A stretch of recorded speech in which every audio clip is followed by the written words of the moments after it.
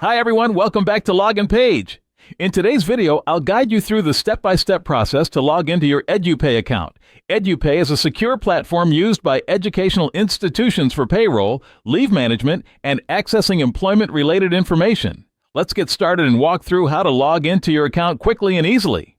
Before we begin, please support us by subscribing to our channel. Thank you. First, open your browser and enter edupay.eduweb.vic.gov.au into the address bar to access the website. I added this website link in the description field. You can click from there.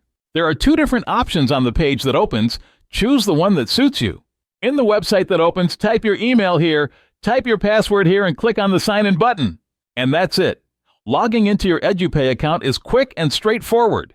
If you have any questions or encounter any issues, feel free to leave a comment below or contact your organization's IT support team for help. Don't forget to like this video and subscribe to Login Page for more helpful tutorials. Thanks for watching, and we'll see you in the next video.